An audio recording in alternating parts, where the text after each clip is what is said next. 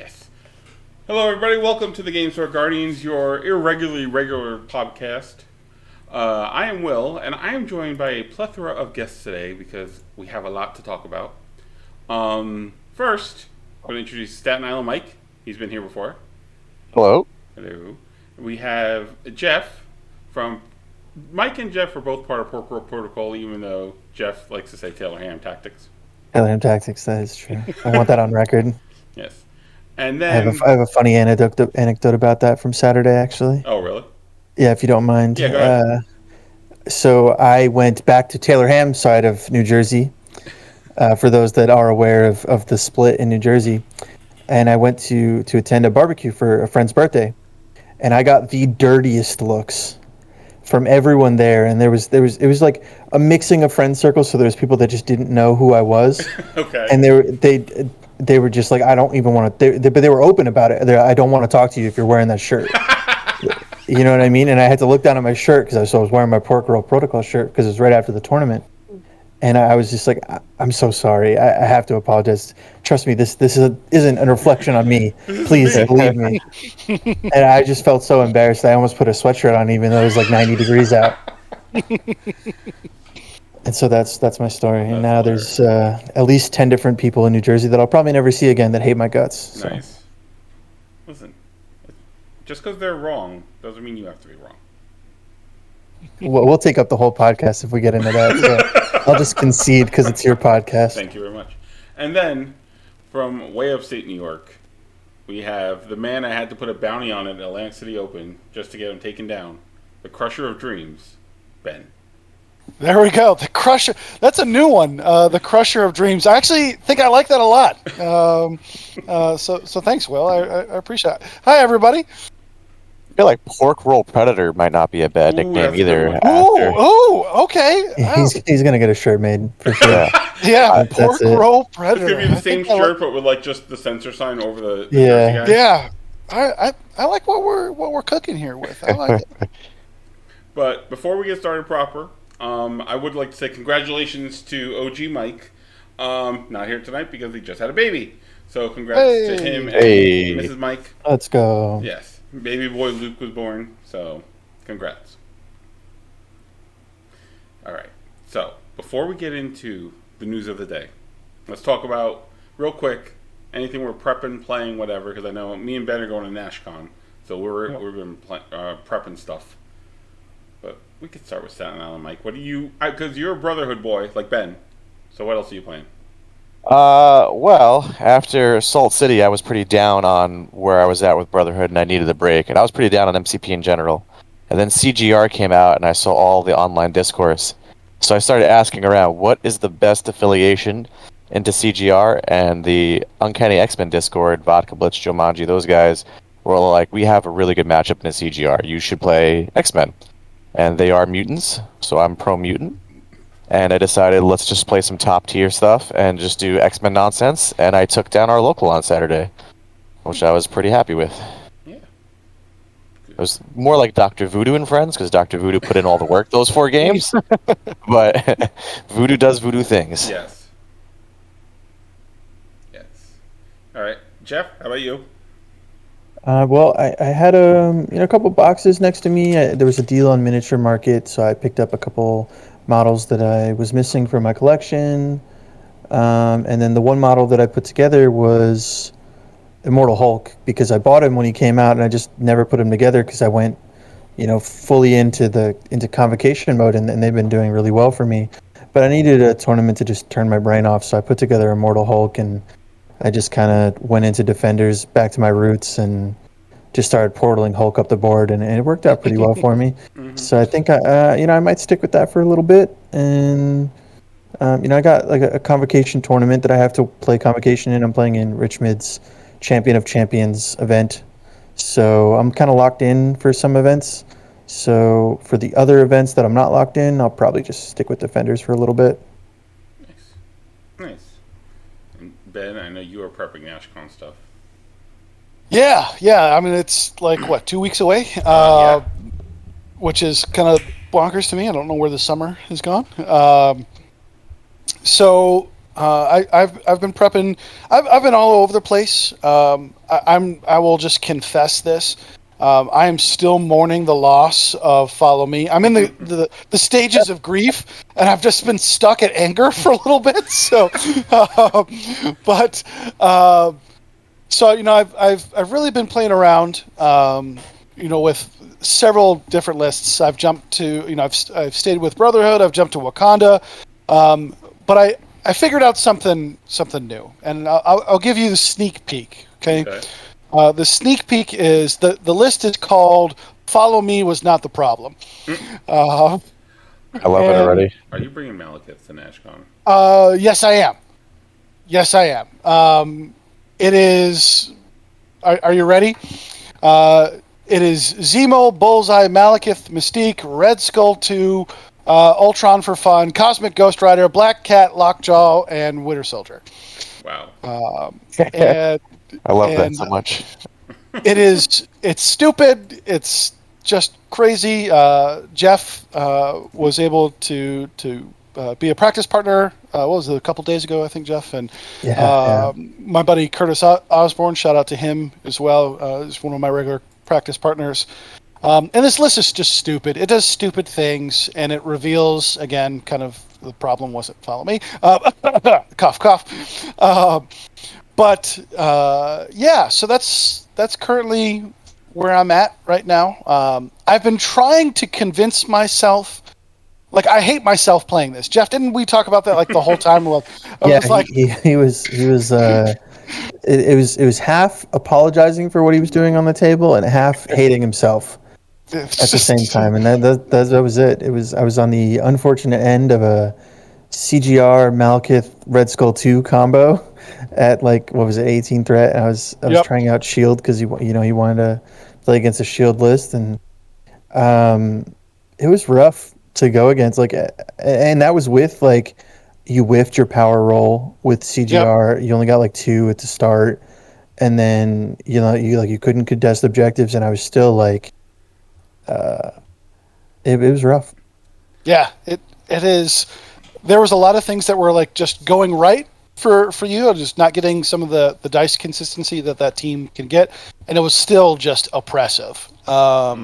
Yeah, I don't think anyone had fun that game, me or you. No, yeah. But it was a game. It did happen. It was a game, and Jeff is a trooper for. And just a little tangent for a second. I think one of the keys of kind of climbing up the competitive ranks, in MCP, is just having practice partners to just be able to say, hey, can you just endure this for a second, and we think it out, you talk it out, and Jeff was great. And so props to him.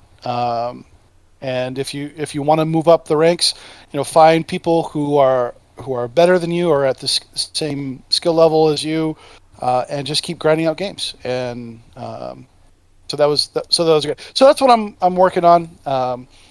Maybe send me a fan mail, tell me why I shouldn't do that. And so my question though, is that what you're playing for both tournaments, or the team tournament, or is that for your main and then the team tournament something else?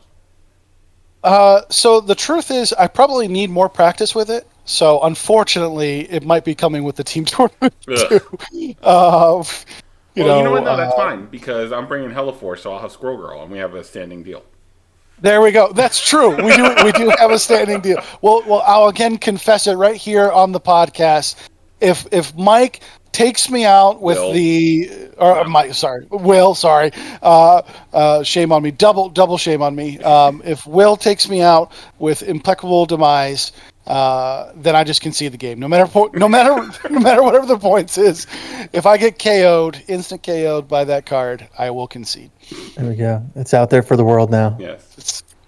It's out there again. Yeah. I think I played Malekith 3 times ever, and one of those games was with Will on a Tuesday night, and his Squirrel Girl tippy-toed my Malekith, and I don't know if I've raged any harder at MCP, and it was so bad because I was playing the bad guy, Malekith, and this stupid Squirrel Girl tippy-toed me, so I couldn't do anything, and she just ran away. Oh, I was raging so hard against you that night. Yeah. But it's all right, 'cause Magneto saved the day, so we were right there, but... There we go. So for me personally, I am prepping the 2 lists. I have my Force, which I'm planning for the team tournament. But I've been playing a Modoc Criminals list that started off as a pay-to-flip Modoc Criminals list, but I've kind of taken the pay-to-flips out of it because my guys want to stand on points and use their leadership. So I'm having a great time with this list. It's dumb fun. It is just character-wise. It's Ulik, Claw, Modoc, Rhino, Gwenpool, OG Sabretooth, Mysterio, Pyro, Blob, and Bullseye. Love it. I loved it. I loved going against it in the tournament on Saturday, and it was I think that was my first time going up against the new Modoc.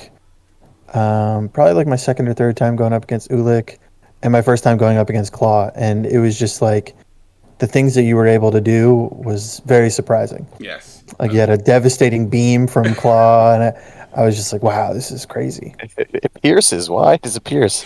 Because it makes your ears bleed. Yeah, and luckily I didn't. There was no terrain in the way because it could have got even worse for me. Yeah. You know, but I also found out the hard way that it destroys terrain too. So. Yes. And Blob is also so fun. Yes, I when I was playing Brotherhood, I really liked Blob. Yeah. So I'm having a really fun time with this list. I'm pretty much locked in on the characters. I was toying with putting Taskmaster in there for a minute, but I'm like, I don't want to. And I did squeeze Grand Illusion in. I don't remember what I took out, but I took out something for Grand Illusion. But yeah, I'm having a good time, and that's what I'm planning on playing on the main tournament for NashCon. Looking forward to it. Can't wait for the battle reports. Yes. But that's not why we're here today. Will, I'm going to get you round one. Calling it now. Oh, yeah, probably. Then I'm going to absolutely switch my list to Heliforce. It's gonna be hilarious watching you concede round one. Love it. I love it. Yep. All right. But Gen Con is this weekend. We have some people going to Gen Con. Art and Noah. I don't think... Oh, and Greg. They're all going to Gen Con.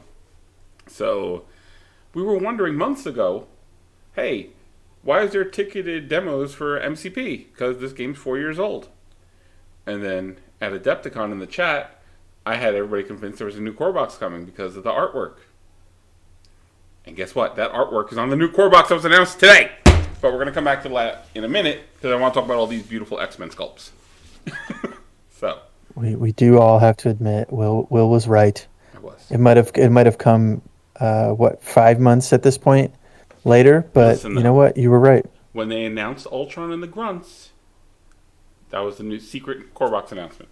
But like I said, True. This is revisionist history because you were hyping up a new core box being announced at Adepticon, and you were wrong about that. That is And true. That's why That is I've been hating on you for 5 months because you got me excited to crush my dreams, only for it to rise again like the Phoenix today. Because I was so hyped with everything that happened today. yes. But his reasoning was there, and that was the art. Yep. And the art did match a core box. You were right about that. I will give you just a modicum of credit on that. Yes. I kept putting in the chat all weekend too to Tim. I'm like, hey, that's a nice piece of art. Where'd it come from? And every time he would look at the chat, he would smile and laugh and not say anything. Good Tim. All right. But on the screen, I am sharing my screen for the YouTube version. Let's start with Bishop and Nightcrawler. Because I think we saw the renders of Adepticon. Yeah. Yeah. Yep. But Yeah. I know Bishop's coming with 2 head options, but you got to go with Jerry Curl Bishop. Yeah. You gotta. And then Nightcrawler also is coming with a saber yes, from Doesn't he- the Excalibur run, and that's also optional, as well as the BAMF. yes, Yeah, I was going to ask about that. I saw the BAM for the chat, but my boss was asking me for something at that moment, so I couldn't give it my full attention. They confirmed that it was optional. yes, it is. Much like Deadpool's boom. Was it Boom? Foosh. Yeah. Foosh. Yeah, That's what it is. Foosh. Yeah. Well, real quick poll then. Who's team BAMF and who's team keep it standard and boring? So I'm leaning BAMF. Absolutely BAMF. I'm unfortunately on Team Boring. Ooh.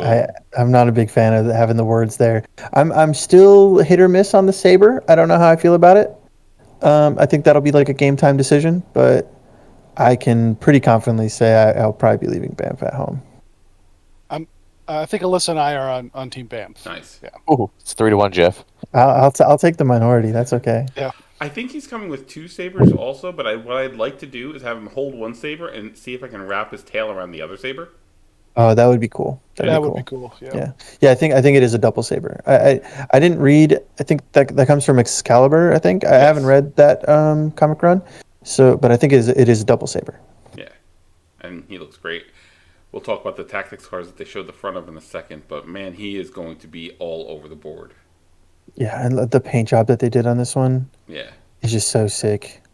They nailed his costume. The feet came out great. The hands just it just screams Nightcrawler. It's so good. and Bishop has that Gary Coleman train outfit, so I'm happy with that too. Yeah. All right, next we have Iceman and Kitty with Lockheed, not Lockjaw, like Will Schick was saying today. Yeah, that was a little slip. There's our first of 3 medium bases that X-Men are getting. Love to see that. Yeah, I am interested about this one. Obviously we haven't seen his character card yet, but if there is a candidate for a third medium base long mover in the game, it's this one. Yeah, I'm not saying that it's coming, but if there's a candidate for it, it's this one. I think maybe you'd have a card like Ghost Rider. Like Yeah, I OG feel like it'd Ghost Rider. be. Like Hell on Wheels. Yeah. Yeah, I was gonna say that like a limbo step type thing, Yeah. Yeah, up to 3 or something. that's what I was expecting more Yeah. of. Yeah, I expect him to have a teleport too. So I think X-Men movement shenanigans is going to be bonkers. With Nightcrawler and Iceman and Magic, they're going to be all over the place. And he should be able to bring a friend with him too on the ice slide. I'd be cool with that. And and I see what you did there. And Hey. he should be a web warrior. Yes, everyone has been calling out the Web Warriors. Amazing Spidey friends. I think it would be cool. I would love to see Iceman have a Sam Wilson treatment, Yeah. where you can have that kind of I can't remember what that superpower is. Airlift? Airlift, yeah. Yeah, There it is. Yeah, airlift. that'd be really cool. I think that would be perfect for him. It's not super strong. You don't see Sam use it all the time, but I think it's just enough to kind of give you that Iceman feel where people are you want other people sliding on the ice, right? Like that's Yeah. his thing. Now, this is wild hot prediction time. I think he's going to have a similar thing to Firewall, where he's going to be able to slow people, maybe root them, but I feel like he's going to be able to give out Stagger. Well, that sounds. Will, what's that? I'm not saying part of the same superpower. I'm saying at some point, whether it's a superpower There's or going to be an something, attack, or like it's going to be able to give Oh, out Stagger. okay. Actually, that makes sense because like Okay. flavor wise, he freezes them, right? Yeah, I'm not I thought saying you meant all like- like 3 conditions. That's wild. I would never. So when he was first announced at Adepticon, I did see some rumblings in the fan server, the unofficial official Discord. People were saying that this might be the time, they haven't done it in a while, to come out with a new special condition, being frozen. yeah. Being frozen. Oh, that would be kind of Now cool. I don't know what's left in the design space for it. I'm sure there's something out there that can be done, but it would be something unique to the character, which I think, if there's a character that deserves it, it would be this one. Lower all your defenses by 1 and move slow. So just incinerate and slow on top, and that's Yes. frozen. No, I think Yeah. Stagger would substitute as the frozen. Yeah, as long as we're not putting it on as superpower. Like Stagger needs to remain a chance to happen. Yeah, that's what. I thought you meant like just Yeah. handing out Stagger as a Yeah, superpower. Like, all we right, can't so get we know into that business. Will can't be on a design team. Got it? Yeah. Or- Listen, there's many reasons Will can't be on a design team. All right, next X-Men we have Professor X and Shadow King. I love this Shadow King model so much. yeah, it's awesome. And Yeah, this is, just the way they painted it's so cool. The fact that they're both in like the white suits yeah. is just so fitting. I'm excited. Where do we expect Shadow King to land as an affiliation? Because obviously he's not going to be an X-Men. So I was talking about this. I forget with who, but we have like Dormammu, right? And his affiliation is making everyone else part of that affiliation automatically. And we've seen it sort of before with like Hellfire. But if there's another character to have his own leadership, his own affiliation that would do that, Shadow King would be something that fits thematically, just because of the whole possession thing. True. where like he's possessed quite a bit of people over the years. I think Storm's probably one of the more famous ones. Lots of astral plane battles. I don't think that's going to be the case with him, but I thought that was something that could be interesting to explore, just because he definitely doesn't fit in Brotherhood. So what do you just throw him in? Do you just throw him in Criminal? Like, you know what I Or mean? Cabal. Yeah, or Cabal. What if Brotherhood just became the catch-all for all evil mutant X-Men enemy type characters in that realm? I don't like that. I think that would be a good idea. Ben, what do you think? I would hate that. Mike can't be on the development team either.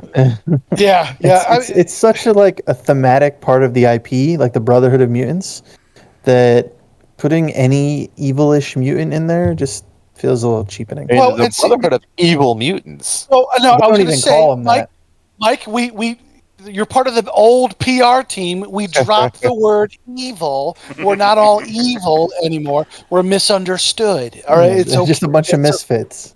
Just a bunch of misfits. No, I think Shadow King is really, really cool. I love him as a character. I'm right with Jeff. I think it would do Shadow King justice to give him his own affiliation like Dormammu, or a tactic card like what's her face, Emma. Yeah, and then the other one we talked about, and this was shout out to Mike with his new terrain set. The thing that sparked this conversation was, if they ever bring us Apocalypse in the game, he would be another one where he could like create his own 4 horsemen or something like that. Yeah, that would be the other one that I would think could do the Dormammu style justice.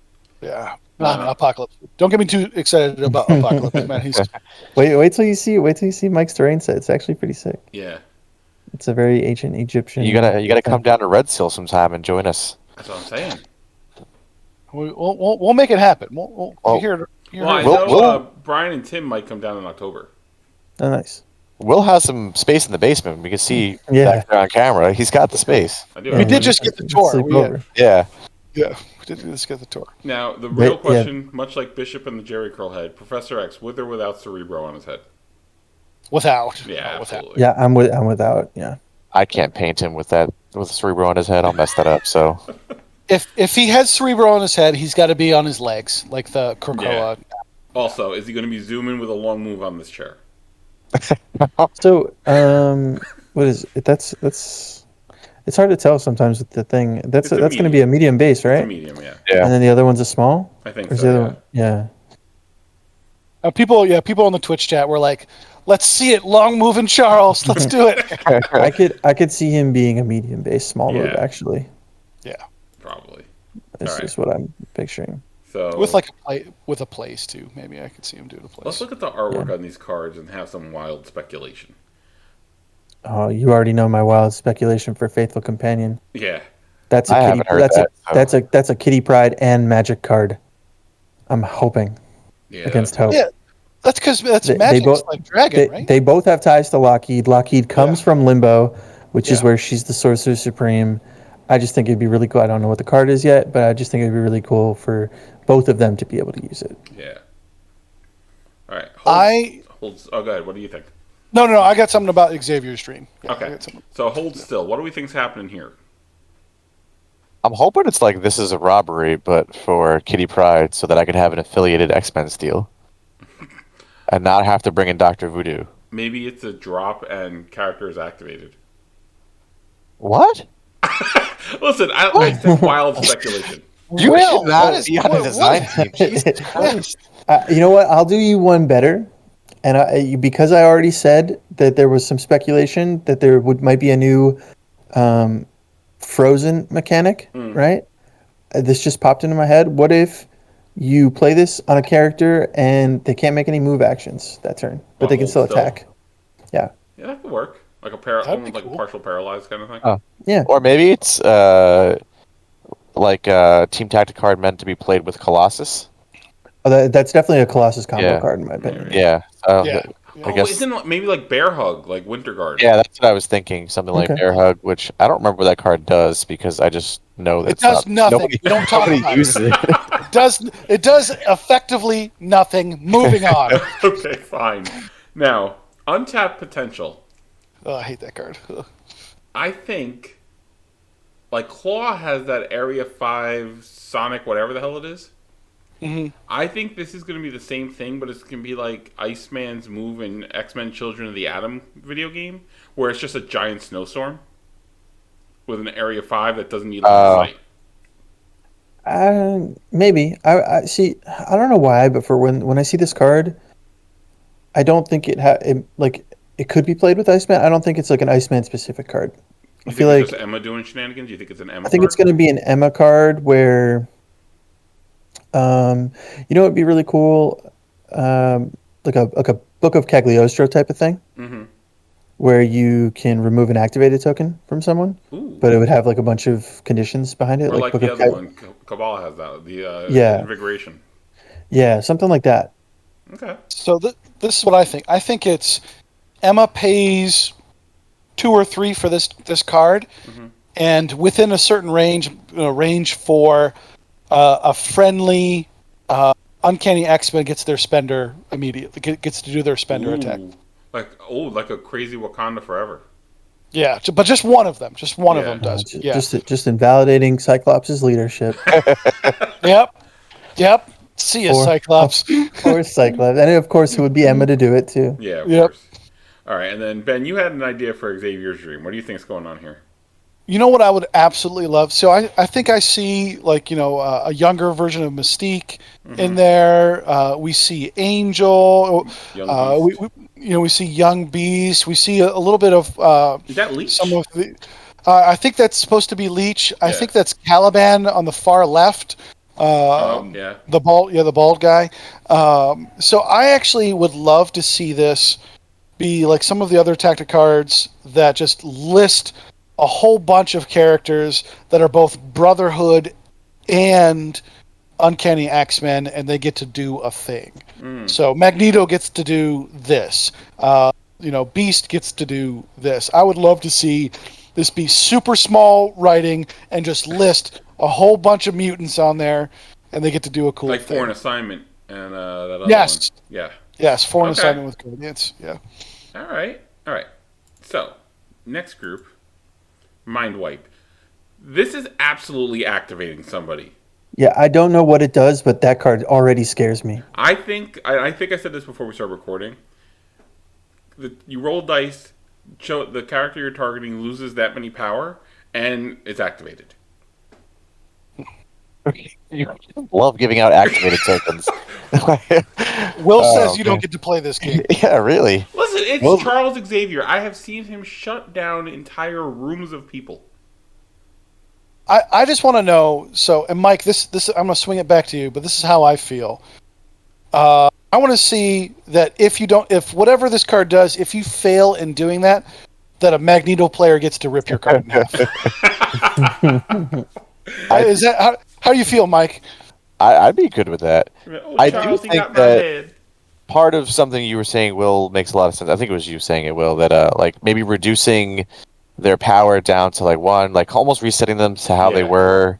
Like maybe it could even work on a character, an allied character too, potentially. Like maybe you reduce all their power, but it also removes their damage. Something where there's also a downside potentially. Mhm. I don't know, just something that could be useful. Like maybe against an Immortal Hulk, that could be incredible. Just taking power off of him. I don't know. I It's do like like the fearful idea of symmetry. You some turn sort him of into somebody reset else. happening. I think makes sense though. You turn whatever character it is into Elektra. There you go. All right. I have no idea what Cerebro could do. I have a couple ideas on Cerebro. My first thought was this could be your like for fun card, where they've come out with a couple of them, where they're like, I think we were mentioning while we were talking before we started recording about High Council. Like this is, you know what I mean? Something where you get to bring a mutant in from like an X-Men affiliated character from your roster that you weren't used. A bunch of conditions to try and meet it, or something like that, or like Xavier needs 10 power to play the card, or something that's like never going to happen probably in a competitive game, but like a for fun card. Or the other thing that I thought of could be, now it wouldn't be super thematic because Cerebro's used to find mutants, but sometimes it's used to find humans too. Something like a Marked for Death, where I was you just like gonna turn say off that. It stealth. popped in my head. You know what I mean? Yeah. I was thinking the Something same like that. thing. We're on the same wavelength there. Okay. I Yeah. super love. I would be so jazzed if Cerebro is the Uncanny X-Men's Hydra High Council. Just bring in another mutant. I think that would be awesome. Like all of a sudden, here come Colossus. And my boy Colossus, bam! All right, and then Astral Plane. Obviously, it's a Shadow King card. What's it gonna do? So, if we're going with the thought process that he might be his own affiliation, I feel like this has got to be a pretty defining card. Mm-hmm.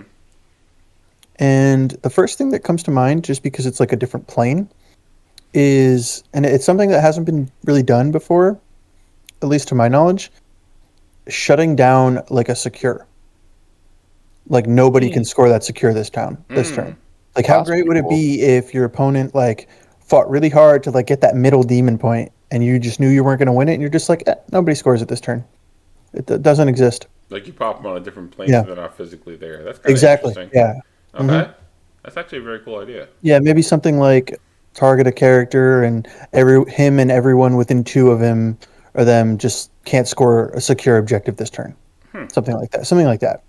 Is it possible Shadow King could be Convocation at all? Is Convocation only like good, nice wizards? Who knows? They won't give me Scarlet Witch, so I don't know anymore. It's got Baron Mordo. He's a bad guy. That's true. Oh, that is true. He's a good and bad guy. He's been both. Well, he's a And if- wizard, so he's automatically bad. Oh, okay. Fair enough. Okay, so now we have the final round of X-Men cards, which we have a reprint of Children of the Atom. Sick art, by the I way. love that, and Yeah. there's Marrow, who nobody cares about except for me. Look at that fastball special, ready, Yeah. locked and loaded. I see Just it. locked and loaded. All right, we're gonna come back to the second card because I feel like this one's gonna have a lot to talk about. Mutant Trader. Any card that's got Gambit Yeah. on it, I'm a fan. And Bishop lurking in the background here. Yeah. I remember this storyline so well from it when I was a kid. When Bishop's like, Gambit's the traitor. He's the one that kills Professor X.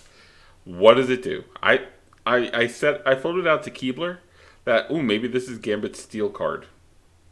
Like maybe for the during the cleanup phase, he count like you can choose a character and they count kind of like Hydra's card where you count their objective tokens under your score. Maybe it's something like that, but he has to play it.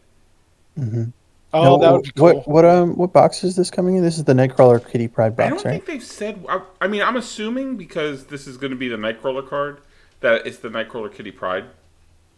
What if Mutant Trader is just like a fun, quote unquote, fun thematic card? That it's basically just Deception, but only against Brotherhood or Uncanny X-Men characters? Eh, Something like that? It's why Deception Yeah. is restricted because there I can't was- be two Deception cards. Yeah, I was just thinking that like Gambit has the dark past that's as long as he's not in the X-Men. I was wondering if this could be like, but the wording doesn't really lend to it, but it could be like if you're playing him in X-Men, you can use this card type of thing. Maybe. Just to give him a little bit more flavor, but the wording doesn't really lend to that. Sure. Maybe if you're not. But when I using saw the picture, that's what I was hoping. It was like the good version of Dark Past or something like that. Yeah. Then Preserve the Dream. This, to me, this screams Wakanda Forever. Yeah, that's what I was thinking too. Yeah. There's a lot of tax going on. I Yeah. think it's either got to be something like that or just like a bishop only card. I actually want it for X Force. A Wakanda Forever for X Force. Ooh. Yeah, that would be cool. Oh, I just realized I misspoke before. I said Nightcrawler and Kitty Pride box, but it's actually Nightcrawler and Bishop together. Yes. That's So right. this is probably the Nightcrawler Bishop. Yeah. Yeah, probably. Yeah, Preserve the Dream. I could see either being some extra out of activation attacks or just like a Bishop only card. Maybe. And then the card which I feel like people are going to start crying about. That, oh my god, this is broken. Mass Transit. It's a reprint of pentagrams. Is all it is. It's a Nightcrawler pentagrams. He is going to bring the whole team wherever, like, probably within range 2. Whoever's within range 2 of him, he'll be able to teleport along with him, like, range 5.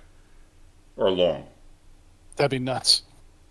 That'd be nuts. But Who is because that? he has said if he teleports more than one people, he, like, gets drained. he'd probably get a stagger after that. So there's got to be a downside to it. Actually, just noticed, is that supposed to be Emma behind Cyclops there? Yes, Diamond Emma. That's what I think that is. Yeah, Diamond. Yeah. Gotcha. And Jean, who everybody forgot about when Emma came out. That's all right. Who Jean? Who? Yeah, I actually almost put Jean in my convocation I list like as Jean. the I like 5 her in splash. Avengers, actually. But Yeah, I was between a couple 5 splash threats, and I landed on Scarlet Witch just because I'm manifesting. But Jean was among the options because I'm looking for terrain throwers, which she is, and she gets the extra power. If you're worried about Thanos moving you around, like she gets that turn 1. yeah. That which is the difference between her and Emma. Obviously, the threat matters as well, and Emma might be a little bit more relevant if that's what you're looking to stop. But it is online turn 1, which could be very important. True. So I was considering her. All right. But we all agree this is going to be like a teleport your team card, yes? It's got to be mass Seems that way. transit, Nightcrawler in the middle. It's got to be, and because it says mass, it's got to be more than one person. Yeah. Yeah. We did. Or it could be something along the lines of like an Avengers Assemble. And instead of Oh yeah, everybody moves small. everybody gets to move small, and he's just teleporting. Like he's the one that teleported them, or something. That makes a lot of sense. Everyone gets to place within 2, maybe. Yeah. Because the like that a place lot. makes more sense than a small. The That rich could be get cool. richer. Yeah, right. Yeah. Either way, we all know we're gonna hate that card when it comes out. True. I mean, I'm not gonna hate it. Yeah, of course. All right, and then we did actually skip over this. The Wakanda cards from Oh, the yeah. from the Rivals panel box. You know what I really liked when Will said that they very intentionally did Kaluna's glory and Boss's blessing based on the story projection of who wins the trial, and looking at the cards of just how awesome that is. Like, you see like the Wakandans cheering and like super excited when Black Panther wins, but then everyone's kneeling almost in like fear when Killmonger wins. I just love the arts of both of those cards. So I thought that was a really neat thing, and it's also important to kind of lift up is, part of the design is also telling a story through the tactics cards. Yes. And I think that's just really awesome. The Weapon Xbox did that great too. Yeah. Yeah, that's true. Yeah. Yeah, the cards here are just like they just fit the waterfall like scene so well.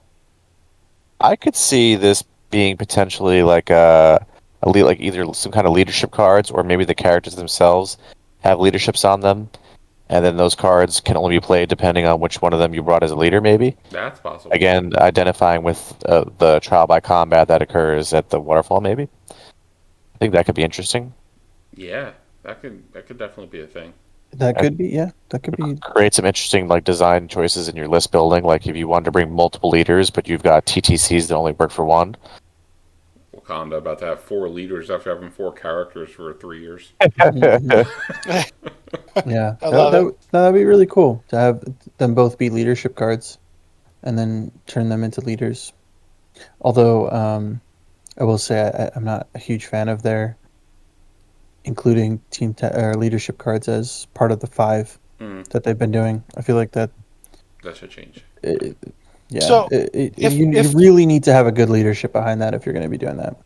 So if I can, let me just interject with that, because I think this is a really important game design where I think AMG kind of missed the par, where it came out in one of the like Twitch channels or one of the Twitch episodes or whatever you want to call them, where someone just kind of straight up asked that question. And that's something that's gotten under my skin as well too, is that doesn't make sense, mostly because Convocation came out first, and Convocation came out and said, well, no, this is just an additional card.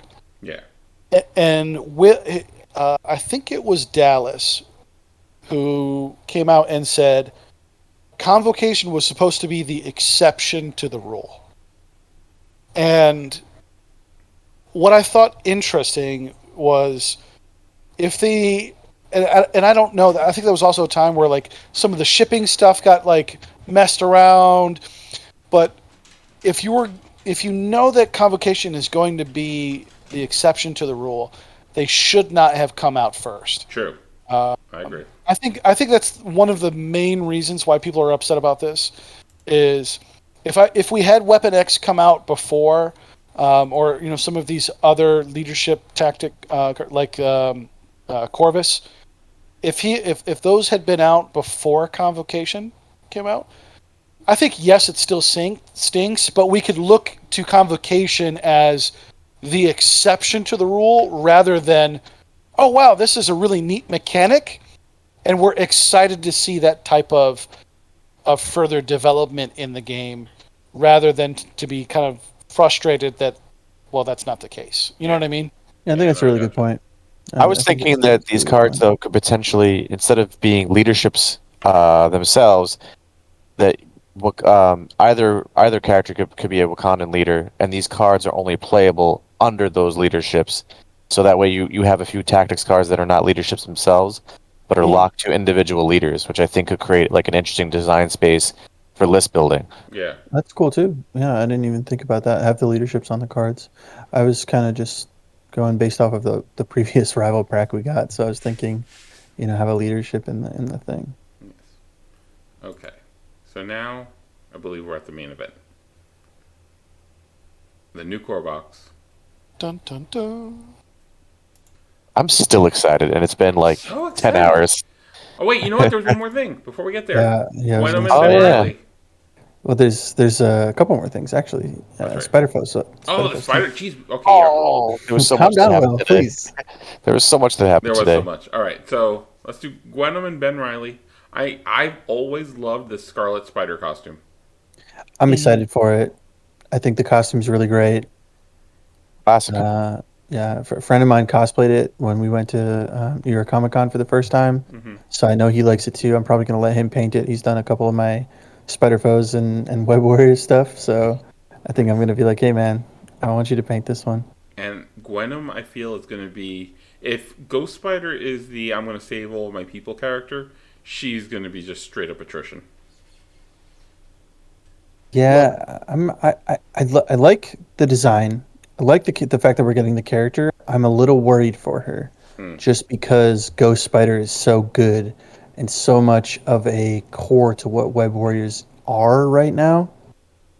Not even talking about where she may or may not be splashed. Mm-hmm. That I just hope that she does enough that she's not dead on arrival just because of the alter ego thing. Well, we already know she's going to be a 2 energy because she's a symbiote. Yes. And well, she's got a guitar to shred on right there, so she's gonna be cool.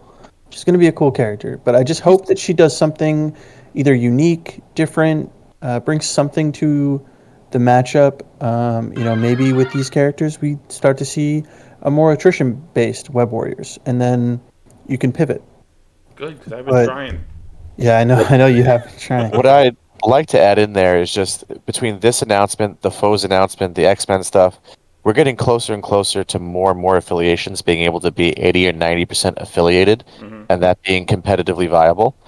And I love that idea of seeing people bring 8 or 9 affiliated characters and a splash or two to solve a problem, and really creating like. Yeah, I mean, I've touted that before. I meet it with mixed reviews when I do say it. I think this game would be great with a rule set that said in your 10-man roster you have 2 splash bots, and that's it. Love it. Yeah, Make it happen. Unfortunately, then you have to solve the Winter Guard problem, the Wakanda before they got their updates problem. You know what I mean? But a lot of affiliations are in that spot until they're not. Yeah, and then if you try and go dual affiliated, so there has to be some sort of caveat between what a single affiliated roster and a dual affiliated roster is. Like maybe you claim it's a dual affiliated roster, and then you get 8 slots that can be either or affiliated, and then 2 splash shots. I don't know. That's where it gets kind of convoluted and probably breaks down a little bit. But I would just love it so much if you couldn't splash more than 2 characters. Yeah, I think naturally we might start moving that way with just some of these releases. I mean, everyone's dueling like Sam or Malekith right now. I'd love to see a world where that slows down and people are just like, hey, I could play 8 affiliated and feel really good about my chances in a tournament. Yeah. So Yeah. hopefully we see that soon with some of these releases. Well, and I think, yeah, it's one of those things. I personally love affiliation tournaments, like all affiliation tournaments. I mean, my Brotherhood roster right now is it's 5-5, right? I've got 5 brother, and it just like feels wrong. Yep. I don't love it. I'd also love to see Gwenpool, or not Gwenpool, Gwenum as a foe. I think that would be really cool to help round out some foes as well. I I tend to, when I play, I tend to have my rosters be mostly affiliated. Like, I can't put a male in my A-Force roster. Like, Yeah. you gotta be a lady. I always start with my affiliated options, and then once I've tested and exhausted them, is when I start reaching for splashes. Yeah. Even when I was jamming Weapon X, like, my splashes still were kind of thematic a little bit. I was the same way when I played Brotherhood. I was like, listen, I'll open it up, but if they're not a mutant, they're not coming. You know? Well, my exception to that was Ronin. Yeah. Ronin and Beta Ray Bill. I'm like, listen. All right. Well, since we're in Spiderland, let's look at the foes. Where they at?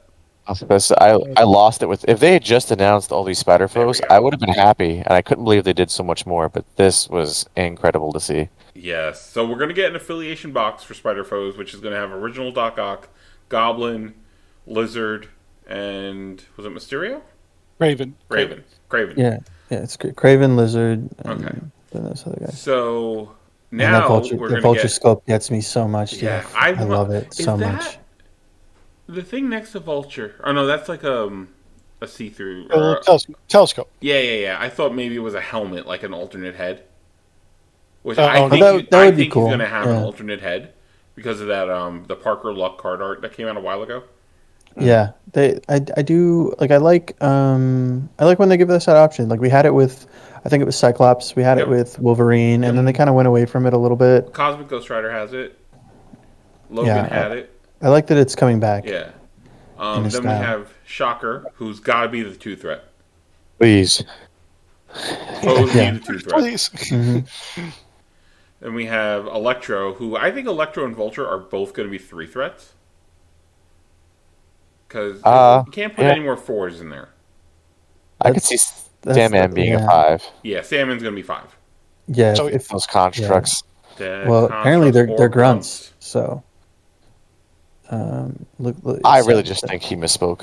I don't think so. it's sounding like they're grunts. I was looking in the Spider Foe portion of the Discord, and at like 2:30, they didn't cite their source, but someone mentioned like, oh, grunts are confirmed. See, here's So the thing. that's like, where I'm a little confused. why would you have a construct that's just a hand? That hand needs to move and grab and constrain and slow people.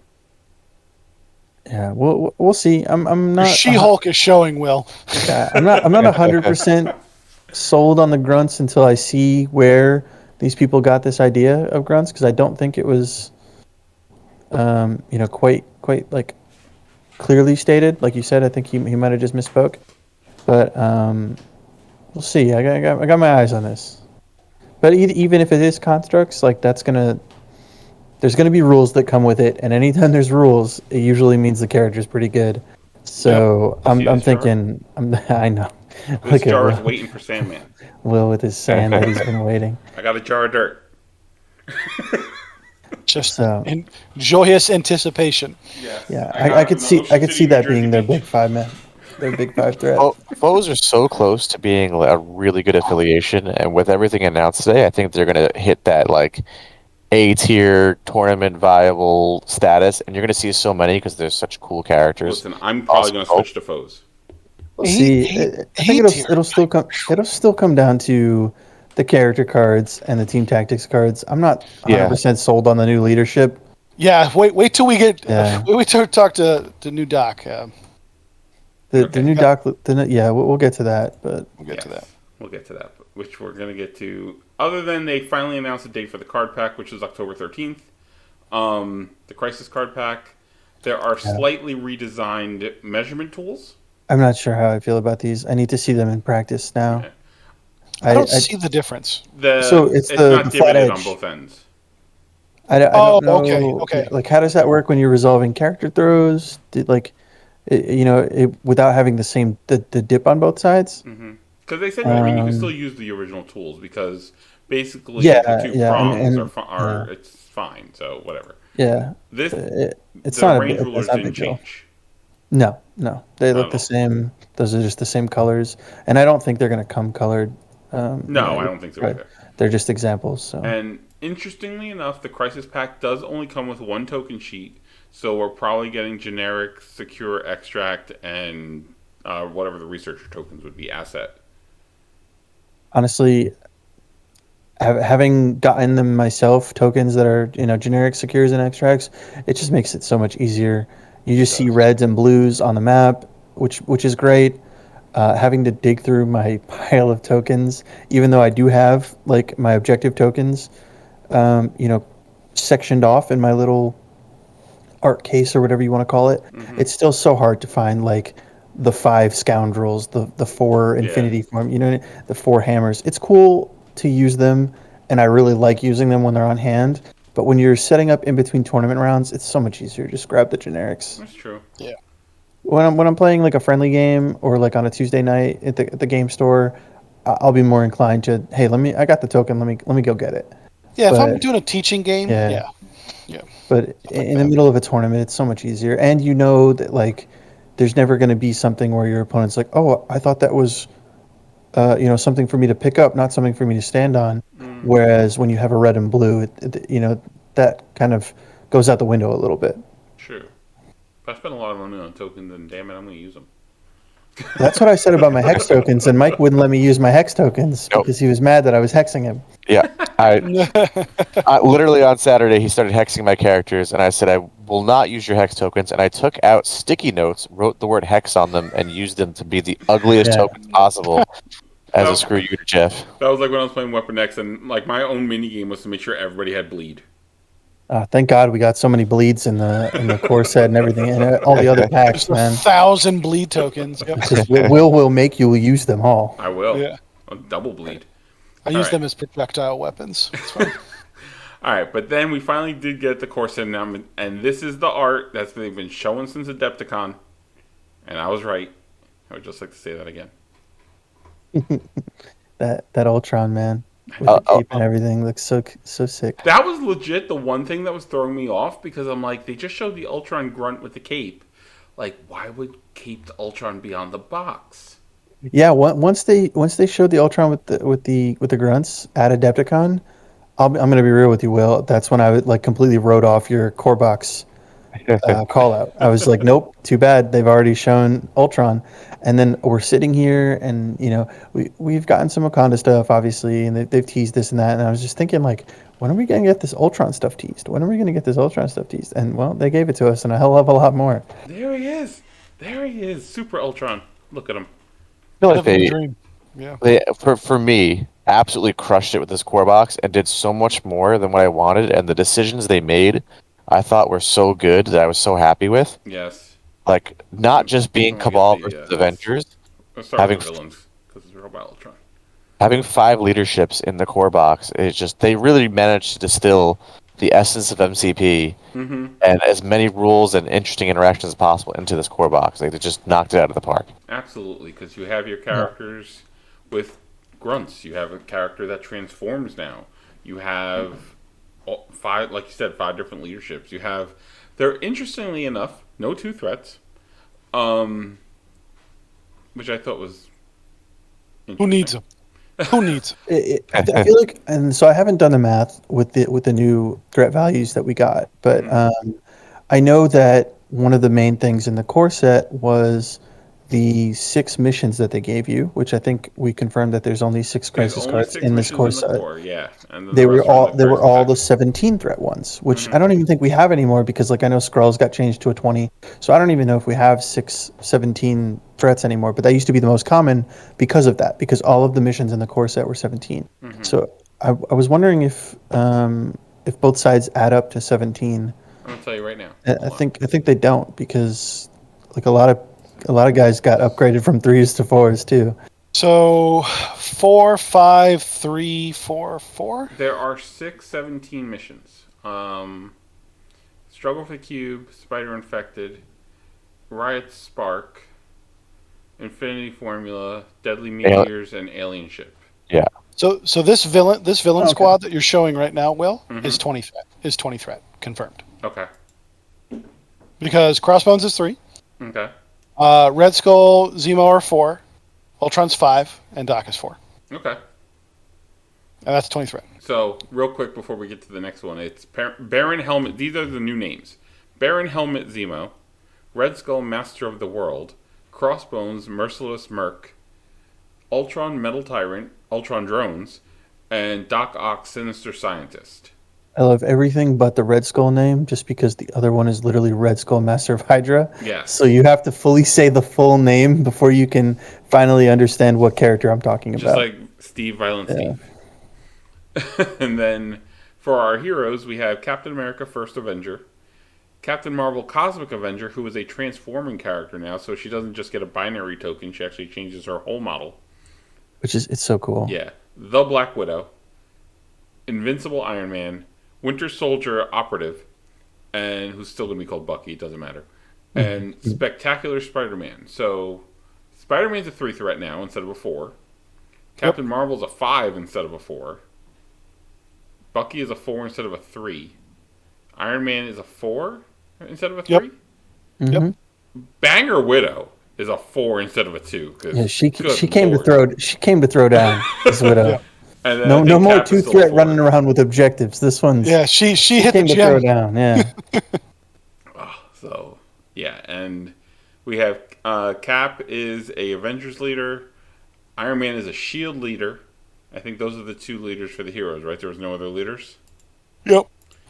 And then we have Red Skull as a Cabal leader, and Doc Ock as foes, and then Zemo as a Hydra leader. Yeah. 5 leaders, all different affiliations. It's so good for the game to get into the game. Like, this is the perfect time to get into MCP. I know that there was a couple people I ran into online. They were just like, I just bought the core box 2 weeks ago, or it literally came yesterday. And even still with those people, like, yes, I feel bad for you because you have to paint those models, but some of those models are still used today. They're not irrelevant, and this is just like it's just so good for the game when you're getting into it. More models, Like, more variety. You can just tell someone like, hey, if you'd like any of these characters in the core box, you can pick up the core box and like any affiliation pack, which we're getting more and more of. Yes. Oh yeah. It's just such a good time. This just built so much excitement because when they announce one box with 2 characters, the entire community will spend 6 to 8 weeks talking about what those 2 characters are going to do to change the meta. When you add 10 characters, 5 different leaderships in at once, plus whatever TTCs that we have no idea might be added in through the core box. 11 characters, actually. 11 characters, yeah. We're adding 11 characters, 5 leaderships. So much is going to change in one day. It's going to like give us so much to talk about on Tuesday nights on Discord. So many things to try in tournament. I have so many ideas brewing, and so much of what we've seen looks pretty strong, which just means more fun to do cool things. You know what's sad though is look at Crossbones here, just standing off to the side, Playing by himself. Too slow to get into the fight. That's amazing. So I think they did. I think Will did confirm that the core box is going to come with the same tactic cards. Okay. No, I think Which they're is new, gonna- actually. Well, so that was what I was going to continue is, but all not all of them, but some of them are out of rotation now. So I don't know how they'll reconcile that unless they, put them into this new rotation and maybe fix some verbiage or something like that. But I'm pretty sure I heard him say that. But I could be wrong. Was that I've the been- stream? That was during this stream. Yes. Okay. But I've been wrong once or twice in my life. So So they have revealed. I mean, we're not even running long yet. We're fine. They have revealed some of the cards. I did want to just clarify on there. In the trailer, there is a like a quick look at tactics cards. is there? and Let me see if that was a there's shot. at least something called Soldat Activated, and that's got to be a new card. And it looks like they're all some new cards. Oh, sweet. All right. So I don't know if it's a mix and match or if like the ones that are rotated out are coming there. But if you watched, you might not have a picture of it. Yeah, that's what I was Because looking. yeah, but if you do like watch, it's a blink and you miss it type of thing. But if you watch the YouTube trailer for the new core set, they show like at least a picture of like 8 cards that look like new art, and you can't quite read the words on, but one of them you can, and it's brand new. Okay. I can confirm that. Well, hopefully we'll get more news after Gen Con, because they're going to have all that stuff out there to look at. Yeah, I'm pretty sure they're allowing like pictures and stuff like that. So Yeah. we should know within like a couple of days. Yeah. All right, so let's go. The characters that they showed. We got Captain America: First Avenger, who is an Avengers leader. He doesn't have his regular shield throw. I'm not going to read every word on the card, but he has a shield bounce, which is range 3, 5 power. His Brooklyn Brawler, which looks like it's going to be so great and pairs nicely with his leadership. Which I will read the leadership. Once per turn, when an allied character is attacking, during the modified dice step, if there are one or more hit results in the attack roll, it may spend 1 power. If it does, it changes one of its results to any other result. You know what I love about this leadership? I don't know if it's good or bad or amazing or what. It's just completely different Yeah. than the current Steve. The current Steve wants to play that extract game and bunker up, and this Steve wants to punch you in the mouth. Yes. And just having 2 different options is just awesome. Yep. And to piggyback off that, what I love about this leadership is it is so easy to teach someone the game. Yep. It is like when it came to the first OG cap, me and my friend who got the core box, so we were kind of like teaching each other. We didn't understand the difference between a turn and a round. It was both of ours first tabletop war game, and so we thought all of these once per turn leaderships, and while this is a once per turn one as well, it's still like that's just an example of like we just didn't quite get it, you know. And then this one is just like you don't have to worry about whether it's your first your first superpower, whether it counts on someone else's turn or anything like that. Like it's just you get this result, you can change a die. Yeah. It's so simple, and at the same time, like pretty like it's relevant. You know what I mean? It's not something that you look at and just like forget about. Like this is a relevant leadership. You know, think of all of those wild triggers that you miss on sometimes.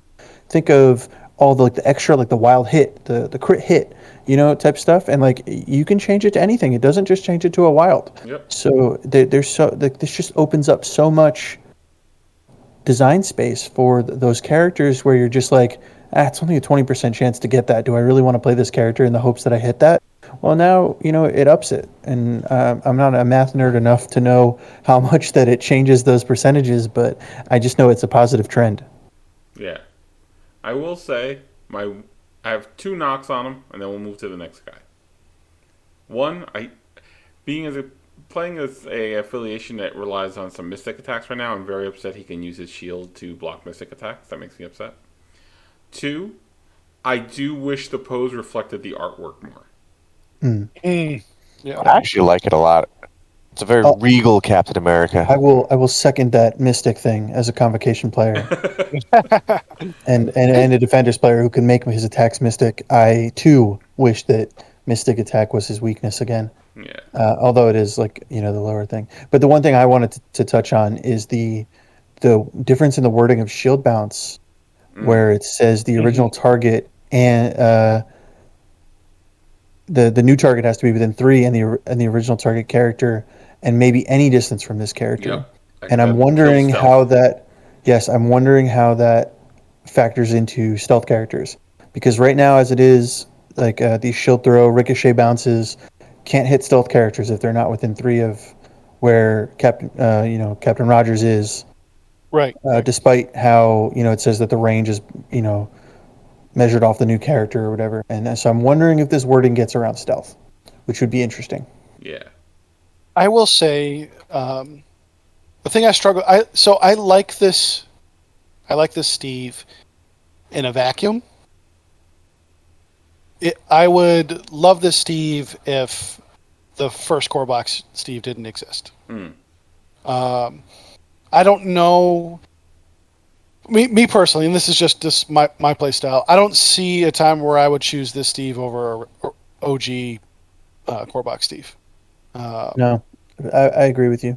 The charge I is like nice, him. but Yeah, he's cool. unless I was teaching someone the game, I would be reaching for the other See, guy. playing with a leadership right now that can switch die rolls around and die results, I kind of like this leadership. I can see that. That's Yeah. but you have to have roll to hit. Yeah. Well, for So- Modok, you need to have a wild, which is Also, even I- rarer. I do want to put out the correction. I just reread OG Steve's card, and that is the exact same wording as Ricochet, so never mind. Is it? Stealth still prevails. Huh. I didn't think it was either. I guess I haven't really read that rule too often. I'm not a big Captain America user, despite just trying out the Sam part of my defenders list. But yeah, that is the same wording. So I guess stealth is still going to be there. Relevant. So in my tier list, I actually have Captain America as probably quote unquote the worst from what has been revealed. I like him a lot, but like I said, I just don't see him seeing the play in a world where original core box. Yeah, Steve I mean, exists. with his leadership though, that frontliner trigger on the spender, with it being equal to the size, like, I mean, It could be cool. Yeah, you could do some cool stuff. doing a double Brooklyn brawler into a Hulk or something like that could be Damn. pretty nasty. Big boy You meta, know? beware. Yeah, or into a Malkith. I'm whatever, from man. Brooklyn. Yeah, that Brooklyn brawler could be pretty nasty. I don't know the percentage on that, especially with the leadership. Will, can I talk about Zemo? Sure, you could talk about him first. So Baron I'm Helmet so- Zemo. I'm so excited. First of all, Baron Helmet Zemo got a longer name, but moves shorter now. He went from a long mover to a medium mover. So with a longer name, I think he likes to yell his name, so it takes a little while to get going. And obviously he moved up a threat from 3 to 4. I love every single thing about this card. I love this Zemo. He's got 2 builders. 2 zero cost attacks. His sword strike, which we'll get into one of his abilities a little bit later. But is his normal builder. He's got a pierce on it with dancing strike, so he get to move. So he still has some movement shenanigans, which I think is awesome. Then he's got a little pistol. He's packing heat now. The adhesive X pistol, range 4. Also these pistols with range 4, man, these are some strong pistols. Usually pistols in the game have been range 3, like historically, right? Like I know, Right. Yep. Black Widows have been, and a couple other pistols. Like it's not until you get an assault rifle that you get 4 or 5 range. You know. Right. Well, and thank goodness this one doesn't. And thank goodness this one doesn't have rapid fire, because on a wild he gets slow, a crit wild stun, a crit wild skull. He gets a stagger, which is going to be awesome with old Red Skull in this box. His coup de grace attack is just kind of okay, but I think it's cool. It's very similar to the Steel Rush, except it requires him to actually daze or KO a model rather than just getting a normal immediate move. I'm going to skip over his leadership right now for a second. I'm going to get back to that. With his passives, he's got Strategic Genius, so he's getting a reroll, so his dice consistency is still going to be nuts. Master Duelist. Keep Killmonger, eat your heart out, right? If this character makes a sword strike against the character he's already attacked, he gets 2 more dice. So his builder goes from a casual 5 to a casual 7 with Pierce and a potential small move. And a reroll. Right? I mean, if you're not already excited about Zemo, I don't know what you're doing. He also has a 2-cost medium move as long as he's not holding an objective. I really do like that. That they made it so that he can't just kind of run away with objectives. Then let's talk about this man's leadership. Army of Evil. I'm so stoked. I cannot wait. Rob, if you're listening to this, I just channeled the inner Rob as I saw this. It was like freaking awesome. So if he is, if you choose him to be your leader after deployment, now remember, you choose your leaders after you've fully deployed, so you can throw people a curveball. It's pretty cool. You can add an additional Hydra or unaffiliated card. Can we just stop there for a second? Like, if that was it, of leadership tactics cards. right? It's just the opposite. So just Weapon X, like tier, Corvus tiers. Can we just talk about Hydra High Council coming out every single game for free? I'm going to summon in a 4-threat model every game. I love this. I cannot wait to run Zemo as my leader. It's going to be awesome. But there's more. Additionally, real quick, can I ask a quick question to make sure I understand this? When it says unaffiliated team tactics card, that also counts like character cards that are just generically unaffiliated, right? Yes. Yeah. Yeah. So like, do you know who I am? Could just be brought in for free. Yep.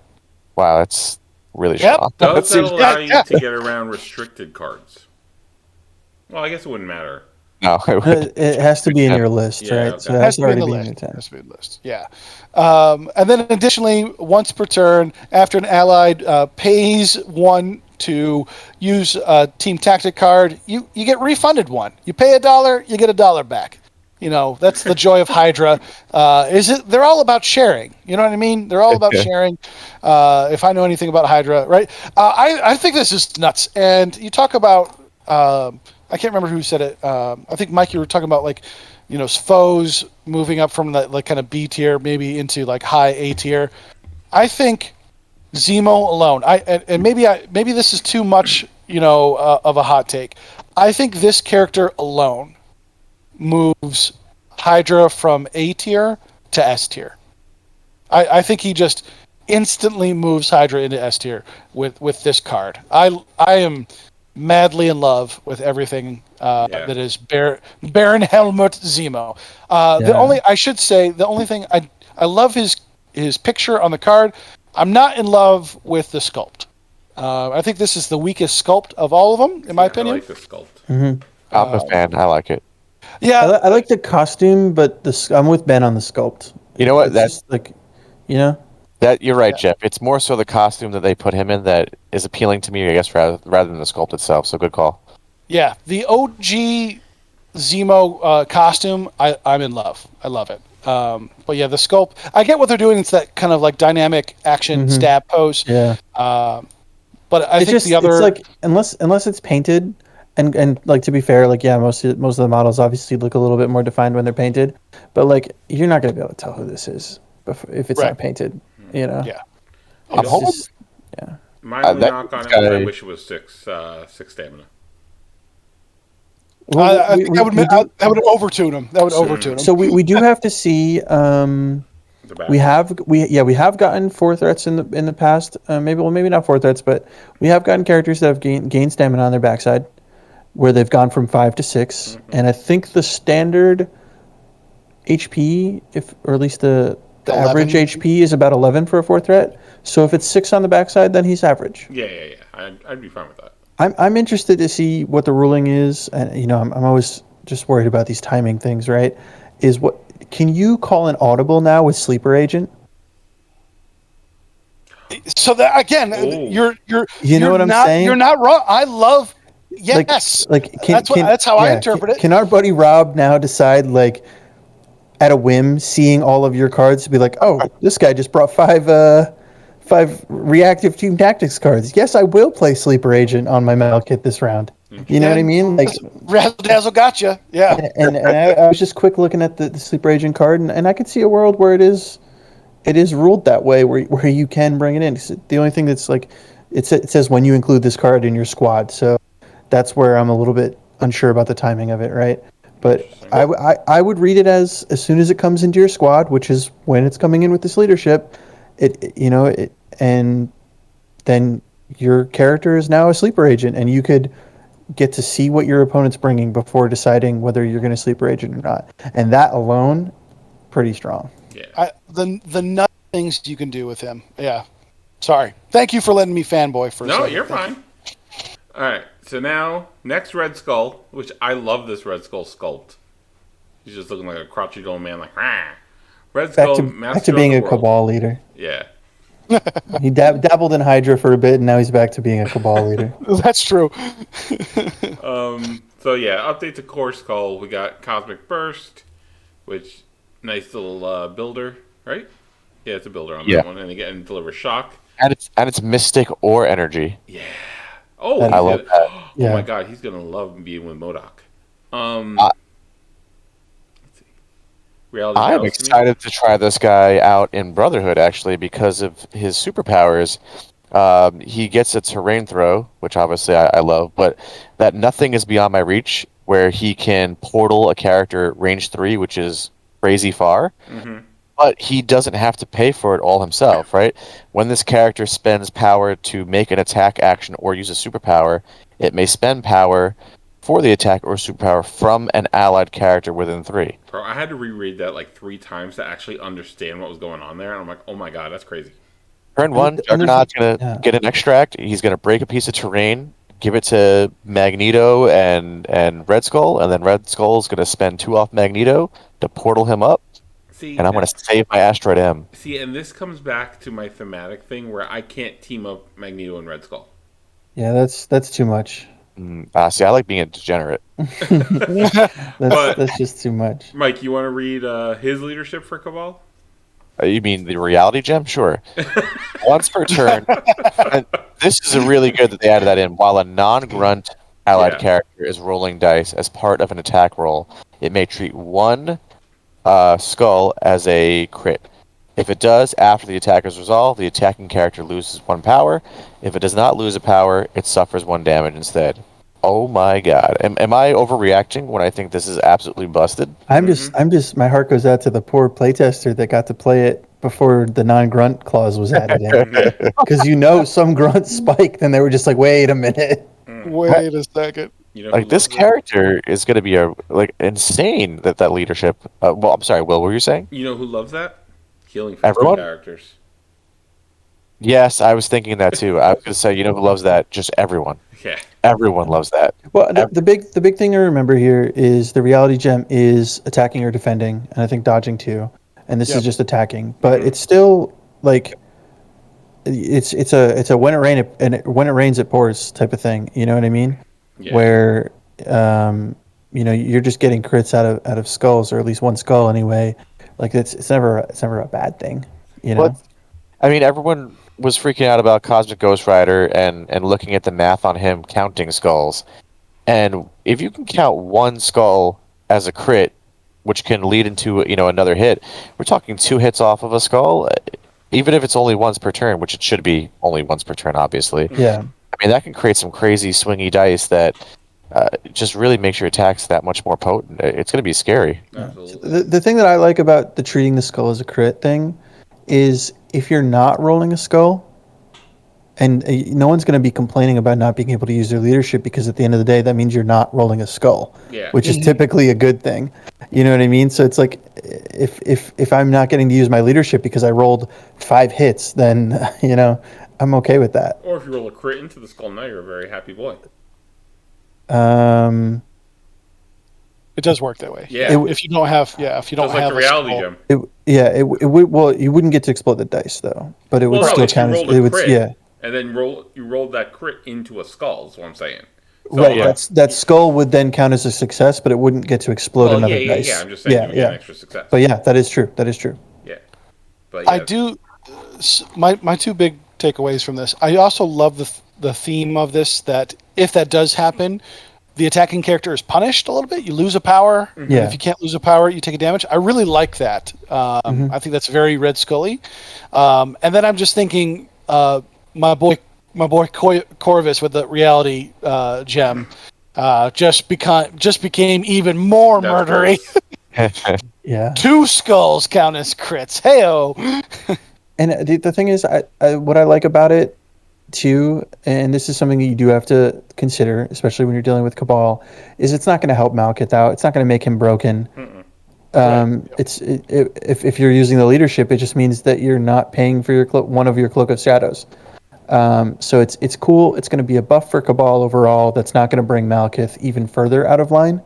And I think the community now is probably like a little bit divided on whether Malekith is currently a problem since his nerf. Everyone can agree that he was a problem, Yeah. got nerfed, and now he's like, somewhere. He's still pretty strong. I don't think he's too much of a problem.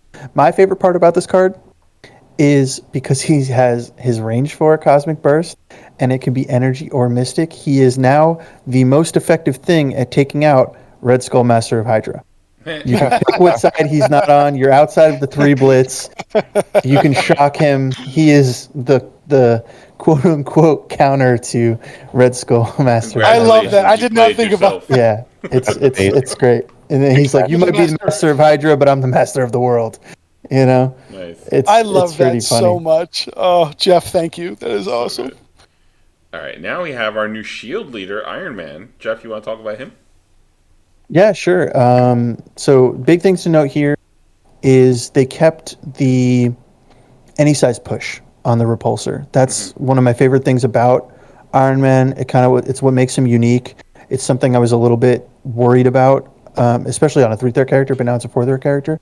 When I saw this character, I thought like that it was maybe like an old rule that was left behind, and they were going to go away from that because now they put a lot of size restrictions on these cards for a good thing. It's healthy for the game. But I thought that was going to lose that and kind of lose that identity. So I'm really happy that they left that there. And then correct me if I'm wrong. I've never seen a card like this where it's a builder, but Yep. also a gainer if you I don't was literally build. just looking at that. That's wild. Like that is so Hulk- cool. Hulkbuster has that. Hulkbuster. Oh, okay. Hulkbuster does have that. Okay, that's good. Yep. Oh, if it did not, okay. I'm reading it as like if you do your regular, you gain your power and an additional power if it does damage. Okay, because it's all tiny. Yeah. So Well, okay. it's either or. All right, that makes sense then. All right. So then he's got his $1 billion punch, That's which neat. is a pretty sizable attack for only 3 power. It's got a throw on it on a wild hit trigger. But that, there we go with our size restrictions, right? It's a size 3 or less, but it's a pretty sizable throw with a medium. It's got a place, which is interesting for an Iron Man, who you would think would be a more of a ranged character, but I think that's pretty cool. And then the focused unibeam is, I think this is something. It's almost like updated from what War Machine has, where your crits, if you do roll crits on this, count doubly, but instead of taking as much damage as you get crits, which could be very dangerous. It's just an overall 2 damage if you do get as like 1 crit. Yeah. So maybe it's a little bit feels bad if you only get 1 crit, but at least you get 2 of them. But you're not going to like risk killing yourself if you accidentally roll 3 crits, which is really feels bad. And then we get to the leadership for Shield, which is, at least to my knowledge, essentially the Wakanda leadership off of Black Panther. When an allied character is attacking, defending, or dodging during the modified dice step, it may spend 1 power. If it does, it may reroll one of its dice. Yep. Pretty strong leadership. I mean, I know Wakanda wasn't super popular up until now. They got their new card. They got a new leadership that's, I hear, hit or miss. Sometimes good, sometimes bad. Is what they got. But I don't think this leadership was ever bad. Like, it's a pretty good leadership. It's reactive, which is nice.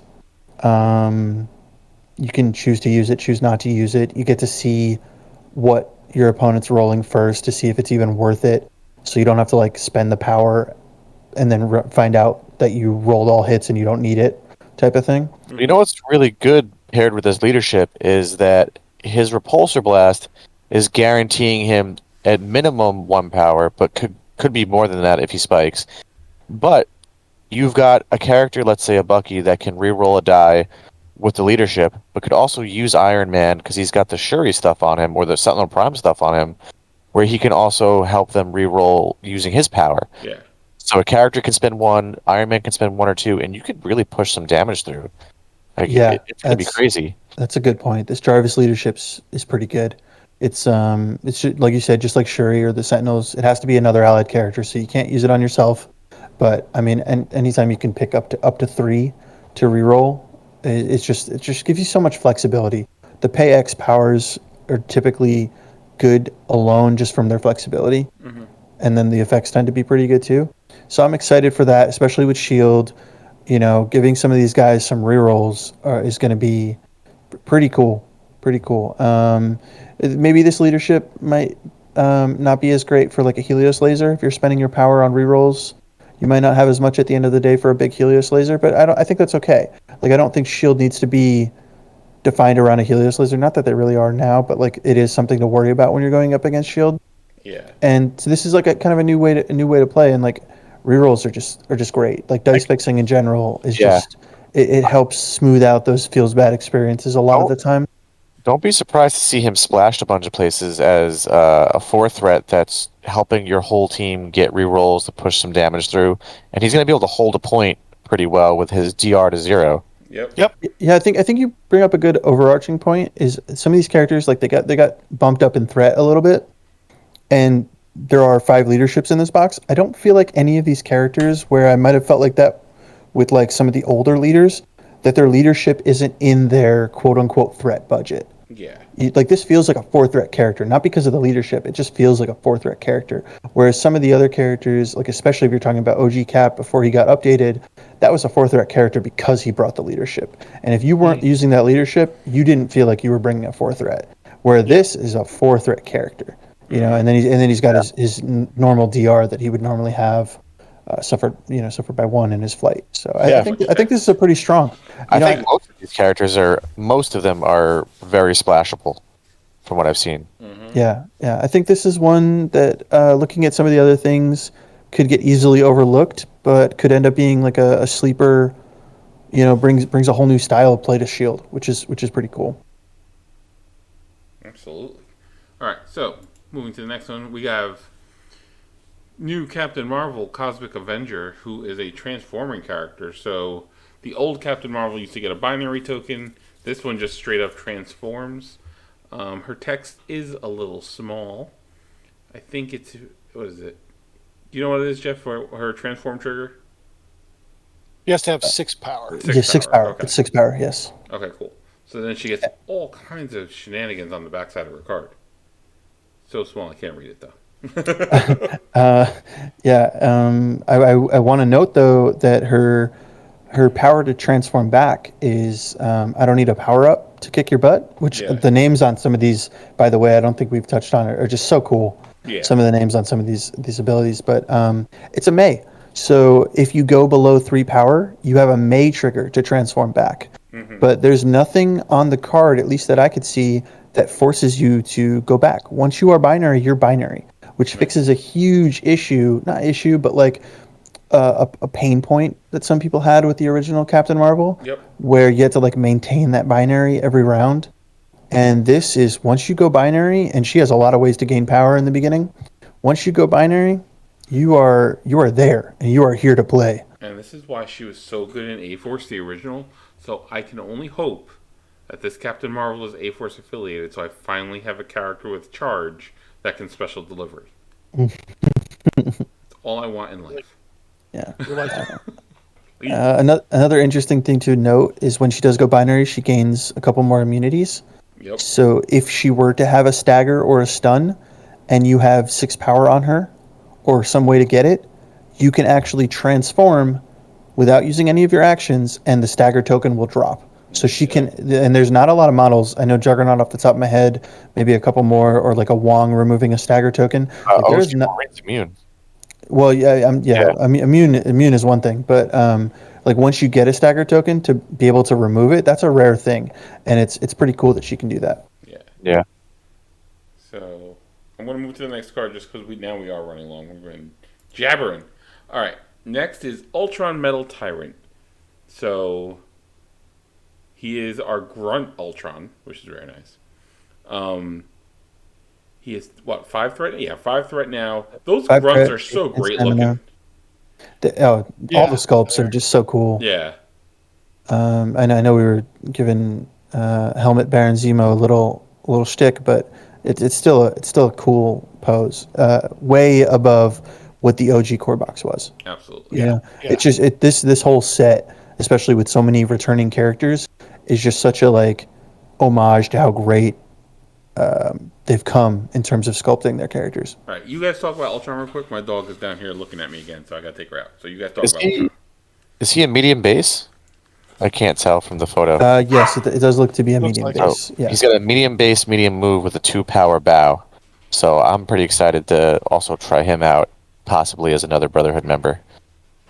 With the terrain throws, the way the grunts work, bringing them back through terrain throws, and I just love bows. I think bows are just such a strong mechanic. Yeah, yeah. And just for you want to just explain what a bow is, just for the listeners, Yeah, he just in spends two case they haven't. power, Yeah. and he spends 2 power. Choose an enemy character within 3 and advance them short. And you can only do it once per turn. We've seen that on OG Modok, Enchantress. Who else has that? Cassandra Nova has it on her spender, and I think it's on a few other spenders. Yeah.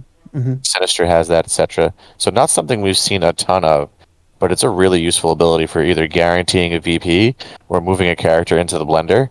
Which if this guy's Cabal with the new Red Skull, that's going to be their game plan, right? Murder. And Yeah. yeah, grunts too. The grunts are only dedicated to murder. Ben, how do you feel about the grunts? It's a tough one. I'm not super in love with the grunts, mainly because they lose. I think part of the strongest points of the grunts, which is that they either interact with extracts or secures. With the Hydro ones.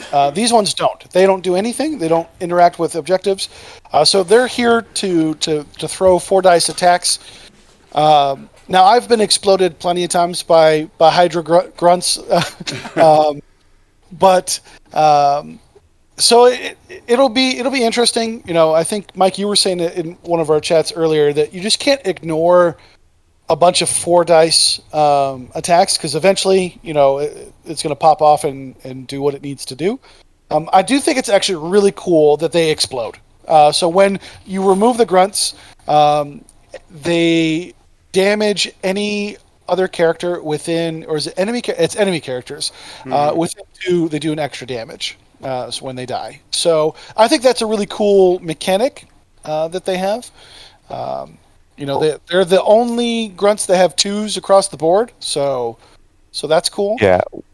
When I look at this card for Ultron, he looks like a solid 5 threat. So having grunts do literally anything, whether it's a single damage per round, it's just extra gravy on top of a really good 5 threat. I think a really good 5 threat. I agree, and he has the alias Ultron, which allows him to be targeted by the Age of Ultron, which I super love. Yep. So Yeah. I was looking at some of the new tactics cards, and I did catch another name, and one of it is Glory of Ultron. So we got something else cooking too, which should be really cool. Yeah. But that is a good point that, and they said it in their transmission, they wanted most of these characters to be able to use older tactics cards, and the newer ones that they're bringing in can be used by both characters. So there's going to be a lot of, Tony Stark instead of Iron Man or Ultron, or, they're going to be using those alter egos instead, which I think is always good because that's a perfect way to breathe life into another character. But one thing I did want to mention about Ultron is his spender has the explosive force trigger, and that's one of the few attacks in the game where it's not other enemy characters. Like this could actually, you got to be careful about this one a little bit. Every character within 2, including your own, gets pushed and they take a damage. And so you could, if you're not careful, and you could push one of your guys off of a point by accident late into the round. Yeah. You could also use it to like dive bomb the other team and do it. But it's definitely something to think about. I think Black Panther's the only other one that has something like this. I think so. Yeah. On his spender. Yeah, it's not very common. Mostly, they say enemy or allied quite a bit. So it's just something to take note of. I am very much looking forward to painting this Ultron because my original Ultron from the first core box, I literally just spray painted him silver and just did like black lining with a marker on him. Love it. I am so looking forward to doing this dude over. Yeah, I think he's going to be great. Yeah. I'm looking forward to giving him a try in Convocation. Speaking I'm just of gonna you dudes, look at this. throw people into the grunts. Hello, Peter. I love this character. Yes. I think he's probably maybe the weakest of all the characters we've looked at, but I'm just excited for a new leadership in Spider Foes that I think better aligns to what I want to do with them, which is playing a scenario game. Because I think they do it really, really well. Will, you and I talked about this up in Syracuse when we were up there, that I think Spider Foes is a really good scenario team, Yeah. but the leadership and Goblin do literally nothing for that. Where this leadership allows my characters to be more powered up and survive a little bit longer, because I can shake the incinerates or the slows, so I can continue to be mobile with my medium base, medium move characters, getting around the board, staying alive a little bit longer. And I want to play like an aggressive, like maybe pay to flip or like constantly moving X-Men style game plan with them, where I'm moving Ock and Lizard and Rhino and getting around the board and surviving and just trying to outscore you. And I think this leadership helps me do that. And I don't have to play Goblin now. The interesting thing with this leadership that I found is when an allied character suffers damage from an enemy attack, after the attack resolved, it may remove a special condition. So you're getting hurt to take a special condition off. Yeah, or you're just ignoring a special condition that just got placed on you, right? True, yeah. Pyro tosses an Incinerate on you, and then you essentially shake it right afterwards. Mm-hmm. So I think that can be useful. Yeah. Yeah. I think the only time it's going to feel bad is when your opponent rolls that wild trigger, but you didn't take damage from the attack. That's where it's going to be true. like, ugh. You know what I mean? It's like, oh, could you have done 1 damage? You know, and that's where you got to remember, people. I've been saying this for a while. As a Scoundrels player, you got to remember, cover is a May trigger. Yep. So remember that if you, there might be scenarios out there where you want to take that 1 damage. You do not have to use cover if you don't want to. True. Yeah, and this leadership allows Rhino to get 3 power after taking 1 damage, right? Oh yeah, that's Yep. going to be Oh, huge. yeah. That's Nuts. Yeah.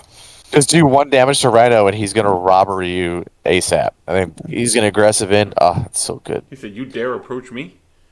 I'm sitting over here on the other side of the spectrum, and I'm just looking at the Arm Lasers 2.0. Yeah. And I'm imagining a world under the Defender's leadership where I'm putting out Beam 4 from Dynamo that can shock on a wild and hex you if it does damage, and then this one that's going to incinerate on a wild and hex you if it does damage.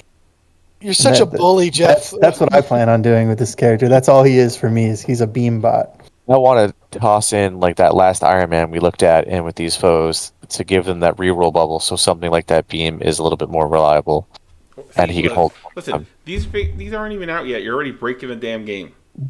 Well, to be fair, his beam, aside from Dynamo's, like his beam doesn't get him any power. That's true. So he does need to use those tentacles, the striking tentacles, a little bit. Yep. Them double flurry tentacles. I love that. I love them. All right. Do we have? Oh, we're back to Steve. So they blurrily showed Black Widow's card. Let's look at this high quality screenshot here. I took the time to write it out. I know you did. But honestly, I am so excited for this Black Widow. She is a brawler, man. Her attack's pretty good. A typical 5-dice strike, but it's energy, which is just in this day and age, always going to be better than physical, I think. Aside from like maybe some niche scenarios, but energy just tends to be the weaker defense for a lot of these models. If you can count all of them, it's got a shock on it, which we don't have a ton of. I know we're really low on like automatic shocks, which is good for the game, but like a wild shock is still pretty fairly rare. So that's pretty good, which is always good if you're going to shock something that if you're going to be in range 2, they're probably going to be able to hit you back, right? True. The Widow Stingers, you got a gainer there from range 4. Yeah. So even if you can't make it into the fight just yet, you can at least start gaining some power. It's got a stun on the wild. 4 dice wild is not the most amount of triggers, but like handing out stun is huge too. Yeah. And then I couldn't quite read this word. I think I wrote it as deadly daggers, but it doesn't make sense. No, I don't know if it's like deadly drones, deadly I think something. it might be deadly drones or deadly ordnance. Maybe think that's it's too small to be ordnance. Yeah, it looks like another D. Just if you look compare it to the D in deadly. So I don't know what other D word that can be. I'm not super familiar with comics version of this character. Yeah. So I'm sure there's something simple that we're just missing. I just put in deadly daggers because that's what it is for Doctor Strange. I'm selfish that way. But being able to advance medium after making this attack And then if you get a wild and a hit, which I mean, she's most likely gonna be Avenger. So now we're already talking about the new Cap's leadership, right? So that's probably gonna go. Yep. You're making your shock batons attack. It doesn't have to be against the same character. So if you finish somebody off with your deadly attack, you can shock baton somebody else. If you're not in range of shock batons someone else, you can move medium first to do it. It's just and you can If she you came out can tomorrow, reroll anything. If she came out tomorrow, she'd be in my criminals list. Yeah, and as you'll see in her calculated risk power as well as that deadly attack, she can modify skulls, which is always good. Ah, I love it. Yeah. I love her so much. And if she drops an objective token, she gets to choose where to place it. Your enemy doesn't. Yeah, that is huge. It's Yeah. I think the first time we have it on an actual character, not a grunt, Yeah. and it's just so big. Think about when like a Dr. Voodoo moves into just enough range to possess your character, and you're like, well, you can possess her, but she won't be dropping it in front of you. That's for sure. Nah, fam. You know what I mean? Or someone takes 2 actions to take somebody out at the end of a round, and they think they're just going to pick it up. Like, nope. It's going to be so good for extract teams. Yeah, I absolutely love this character. And she's still a long mover. She's 4 threat. Oh, I absolutely love her. She's easily one of my favorites in this box. And she maintained the martial artist and the stealth. Yeah. So like martial artist plus stealth combo is so good. Like if she gets into a 1v1 fight against someone hand-to-hand combat, which is like that range 2, Yeah. and they don't have like a mystic attack, like nobody's going to be able to come help you because she's got the stealth, and she's going to out attrition you. She's going to which my is crazy Winter coming from coming from a widow character. So this is what I want, and Will, you just said it. I want, please, AMG, please make her Winter Guard. Yes. Pretty please. We have 4 characters, and 2 of them are terrible in the affiliation. So Wait. Who's terrible? don't get me started. I will talk another hour. Listen, don't be talking about my bear, because he's great. He's great when he has enough power to just He's great spend in it. Winter because Rush. I have made outside that of- bear run across the board and smack people. Outside of You his keep- spender, he's You keep dreaming, Will. You keep dreaming. Don't make I me love bring you. Winter Guard and Ashcon. I'll do it. Do it. Don't threaten me with a good time. Yeah. I'll come in last, but I'll love it. All right, but core box is going to be $150, which honestly, tremendous value.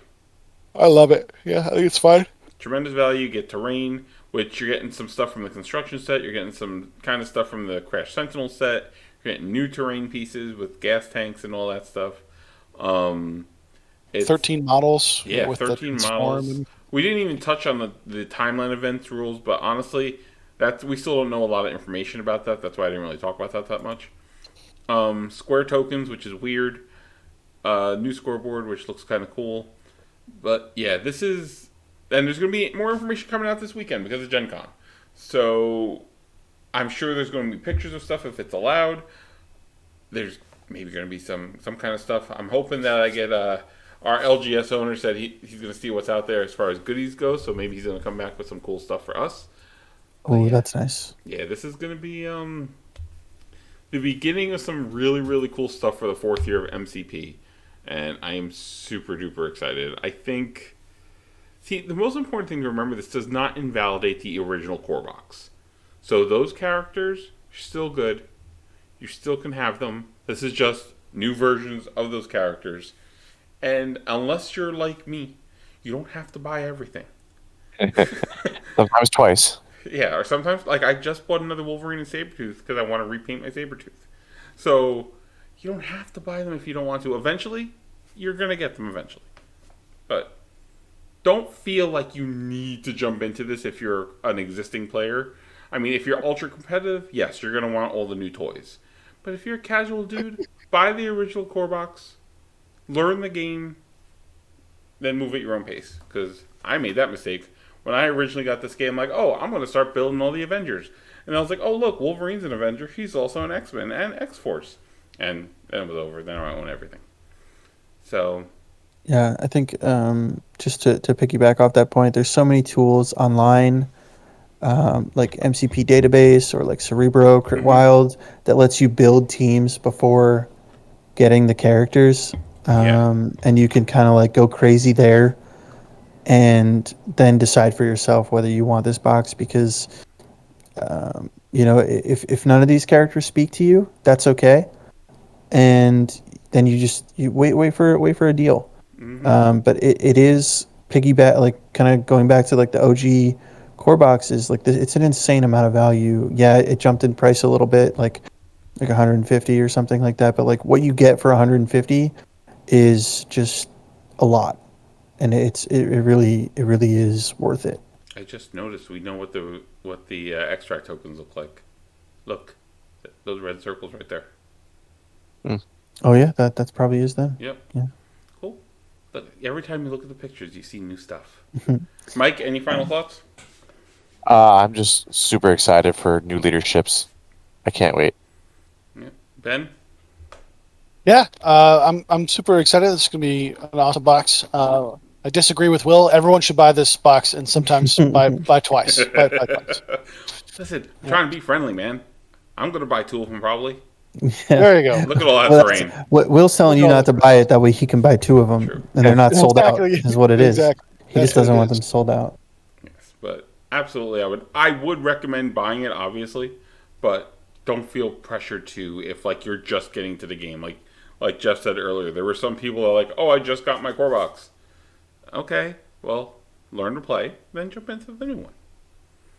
But with that, And if you just got it 2 days ago, you could probably return it and get the new one. true story. True story. Don't forget that, man. Amazon I will has also very generous return policy. Yeah, I'll say so. A lot, when I was back in Rochester, what I encourage to is, if half these guys interest you, if you're really just interested in the villains, or you just really want to get your hands on Ultron, split a box with somebody. Mm-hmm. That's what I did. That's how I got into the game. Yep, I think that's a great deal. Take a buddy, split a box, make friends. It'll be great. Yeah. Go do that. A lot of people did that with the Weapon X box too, and that's the other thing. Weapon X was $100. This is $150. You're getting 13 characters, a bunch of terrain, dice, measurement tools, tokens, scoreboards. Great value. New tactics cards. New tactics cards. But yeah, so final words I got to say. Just we have a tournament coming up at the end of August. It's August 26th. 26th. Thank you very much. I'm going to be at NashCon the weekend of 17th and 19th with Ben. We'll be there, probably slapping each other around with our various teams. Check out our YouTube channel, which this will be on, and check out next month. We're going to have an affiliation battle in Red Seal in Matawan, New Jersey. So I'm going to post rules up for that in case anybody wants to show up to that. Also, I will be hosting another PAX Unplugged tournament on December 1st. It's going to be a 4-round event, LVO points, not LVO qualifier. So I will have more information on that in the future too. So, I'm Will. I'm Mike. I'm Jeff. I'm Ben. And we will see you next time. Bye.